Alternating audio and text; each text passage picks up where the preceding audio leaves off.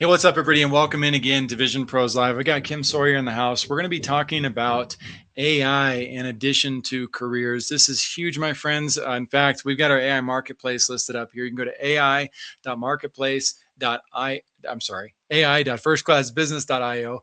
And what you'll see is two tracks, one professionals, one for business owners. And both are designed to help you with your past. On the professional side, it's going to show you your shadow resume. You're basically going to go through a little checklist of items that if you do those things on a daily basis, by the way, most of you do, you're already an AI expert, but it's then going to flip and turn it into a resume for you to show what you need to have on your LinkedIn and on your resume. And within 15 minutes, it'll help you revamp your career so you can be positioned as an AI prepared executive for the future. In relation to the business owners, there's a bottlenecks checklist. Now, my friends, I see a lot of people way overhyped about AI. Jensen Huang of NVIDIA just talked about how so many people are going to use this in a way that's going to hurt their careers, hurt their businesses, hurt their brands. It's so important to tap into the right elements. And that bottleneck quiz is designed to do just that, not for future AI that's going to be available in 20 years. I'm talking about the things you can do in the here and now to focus on two things: productivity and profitability. If you're being productive and you're being profitable with AI, fantastic. If you're playing with bananas and images, God help you. AI Mavericks is also something I'm a big fan of. The real advanced stuff for AI, that's what Scott Simpson and Austin Armstrong are up to. I pay as a member for that because I'm always looking for who's going to pay attention to what's coming on the horizon for AI. I don't want to deal with that. I want to be right in the present, right in my purpose here in Ecuador, helping people bridge the economic gap between North America, South America, and the rest of the world. And it is people like Kim Sawyer, the leaders who are going to come into our circle along the way that I'm going to be relying on, saying, Kim, I need your help on this segment of stuff too. And what you're up to is something that I need to send my people to because they need what it is you're up to. So Kim, again, I got a lot of energy today. I'm super excited to have you in because I don't know very many people who are leading in the space of careers very well. And I got a really strong feeling about your vision and what you're doing to help people with careers. So where do you want to begin? Well, how about my own career? Let's do that. Let's hear about your career. So pretty much everything, Jackson, that I've discovered, developed, learned, integrated, and evolved into my vision, my tools, and what I bring to my clients has come from my own explorations, successes, failures, stumbles, and ahas along the way. So one of the things I've learned is career is a bumpy path. And I can't control where it's headed in the outcome, but I also can't wait around passively to see where it's going to take me. So I've found, after half a decade of adventuring, hitchhiking around the country, traveling, and then another half a decade in the military, I found myself at a place where, well, I'd had an awesome time and great experience, but I really didn't know where I was headed. And I knew none of that had added up to a foundation for launching into a future.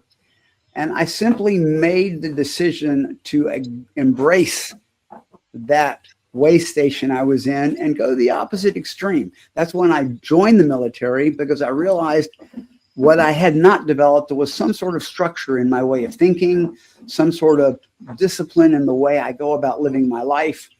And I knew that was a missing piece. So I took the plunge, and it was a fantastic experience. And 5 years later, I was back in the world here in the States, and I didn't know what was next. And there it was again at a pivotal point in my career. And there were a lot of traditional paths I could have taken, but instead I thought, I want to buy myself a few months to explore possibilities before I go look for a job, because I thought that's what I needed to do back as a young man. I was about 30. So I started a little business here in Houston that I thought might keep me busy for the summer and give me some flexibility. And it turned out to be a really good idea. Without going into the details, it took off on its own. And I realized, well, the little thing I thought was just an idea to do to keep me busy for a minute turned out to be the next thing for me. And I spent the 90s growing that business to about $3 million a year as a nice, tidy local business, 25 employees, and then was able to sell it at the end of the 90s successfully, and found myself with enough money to buy a few years and figure out what was next. And there I was again, Do I take the normal path? Do I go and look for a job? Where do I head? And instead I thought, I want to launch another business, a bigger business. I want to help bring in other people's money, build a management team, and start something bigger and more exciting. And unfortunately, right at the precipice of launch, we lost our funding when 9/11 happened. World Trade Centers came down along with my business. And there I was again, distraught. I mean, my vision, my dream, the thing I was so invested in wasn't going to happen. And it was due to things I couldn't control. No mistake on my part, but it seemed like a failure. Yeah. And that was an important lesson for me at that time, because I found, looking back, that my ability to respond to situations that do not go my way, that aren't what I planned for, that may feel very unpleasant to experience, the way I respond to that can often create greatness that I never would have imagined. So I found my path into consulting, the people side of consulting, which I love through the personal growth I'd done for years. I got a master's degree in organizational development, discovered coaching, which was a brand new thing in the business world in the early 2000s, signed up for Coach U, and have never looked back. This is the thing that I'm built to do. It's my sweet spot. It's my calling. I love it all day long. And I would have never found it had my business succeeded. Now, that might have been a great journey, but that wasn't the long-term place for me. But I couldn't have predicted or foreseen this. But it did require that I be willing to see opportunities in front of me, to suspend my disbelief and try things that were new. And I've learned that as an approach to life and career since. That's awesome. And that is, I think many of us end up on a path like that, where different doors and different windows open and close, and based on what we decide to focus on, it's like what do you call it? The Cheshire cat and Alice in Wonderland. I think a lot of us have to figure out which direction do we want to go as we move through this. And so for people in the career pathway, Kim, do you focus on helping those who are just getting started and maybe on the younger end, or do you focus on those who are deeper into their careers and maybe looking for a transition? What's your sweet spot? So in terms of business model, my paying clientele is typically mid to senior level executives or entrepreneurs who've established businesses of their own, but are getting to the point where they're thinking there may be exit strategy or something else they want to do besides their current business. I do a labor of love with kids in college and young master's degree students, where I offer my time and effort to help them embrace a way of looking at career from the get-go that might give them much more say in their path. But I really like working with people who've achieved success just on pure talent alone, but are beginning to hit a place where there's not so many opportunities above them anymore in their company, and they may not really have found themselves the place that fulfills them, that they really enjoy, but it feels like success because they've been promoted and promoted and promoted, and they're sort of stuck. How did I end up here? Where do I go from here?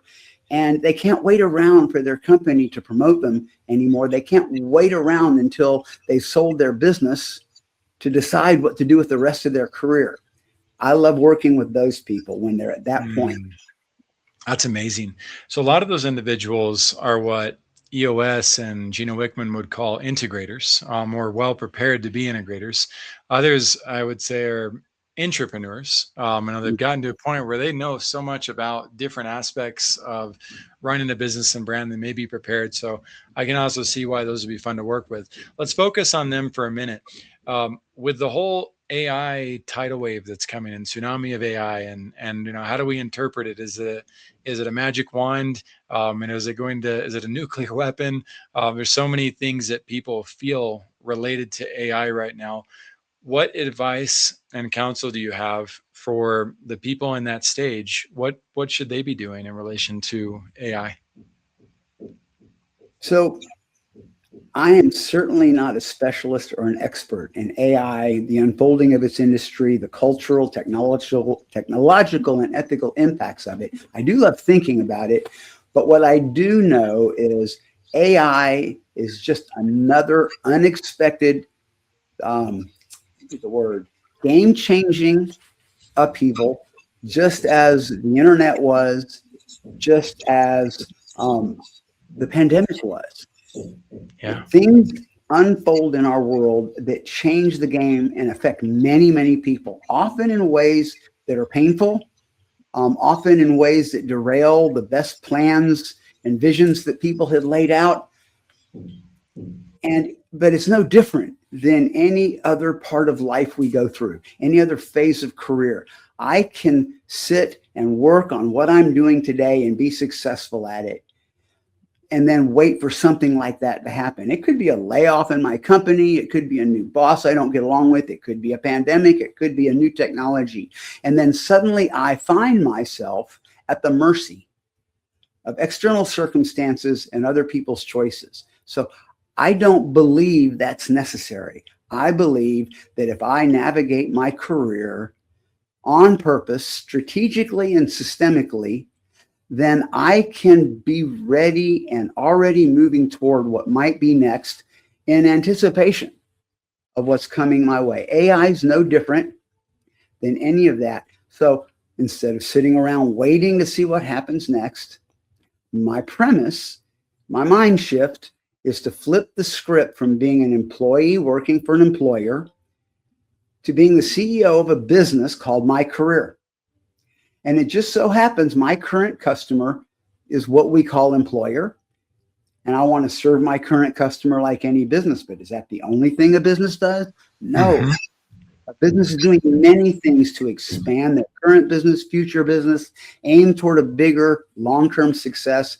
And if people in their careers, entrepreneurs or employed executives, will begin to embrace their career that way, they will suddenly see a whole set of activities that they never would have thought of doing before. However, it takes some work outside your day job, just like it takes a business some work outside of serving their current customer to plan for greater long-term success.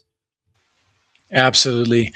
I'm glad you brought up the reality that AI functions kind of like an asset or a tool, that's new and game changing. And it reminds me a lot of, I always think of the chainsaw and the lumberjacks who probably refuse to ever use a chainsaw. Like naturally that would cause a challenge for them to be able to keep up in the market. But when the chainsaw came out, and the industrial version, I believe, came out in California. If you lived in Philadelphia, guess what? It didn't matter.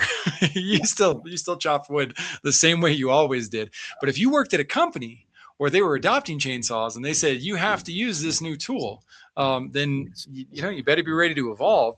And exactly what Kim's talking about, that just gives you an upper hand to where even if you're not the best person in the company with AI right now, well, if you happen to be in the California rush of being able to receive that, you have a new opportunity to go out and perhaps be the first one to move to Philadelphia with it.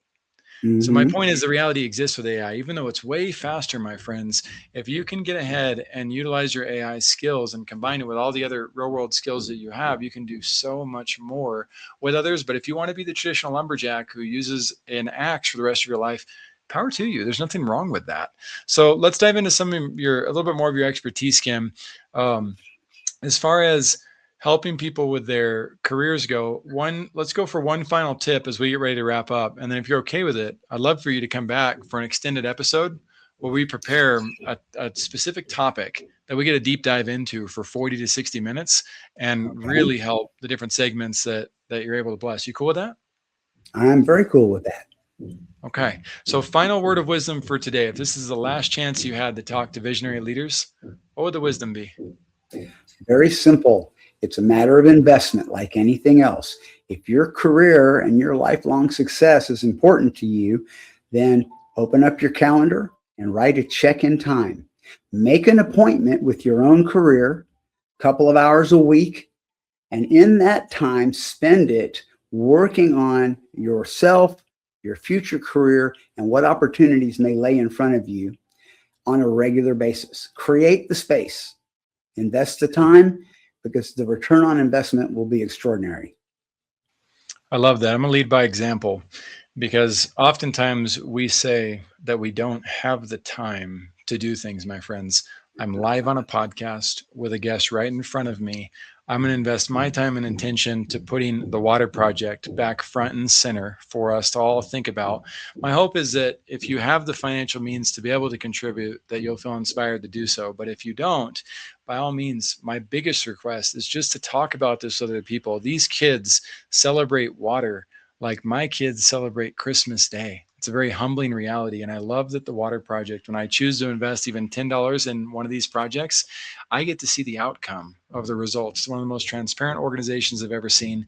And it's one of the simplest, most overlooked resources in our life. I don't think I've ever been thirsty in my entire life. And that's thanks to the systems that we have. We have millions of people out there who don't have access to systems like that. So if today was of a blessing to you, again, my hope is that you'll share that with others. And my last piece on that, again, back to tying that to what Kim said, I just made time for something that others may say they don't have the time to be able to put in. If you want to make a career that is intentional and purposeful for yourself, then as Kim pointed out, find a way to put it on your calendar, and we'll see you on the other side of a fantastic career. Thank you for being here today. I'm really happy that you tuned in to Vision Pros Live. I'm looking forward to seeing your reactions as these episodes continue to move forward. This is going to get more and more fun. We'll have more and more engagement as well. We'll invite people to participate in the show. And thank you for giving us your time and attention. Have an excellent time building out your vision and becoming a vision pro yourself.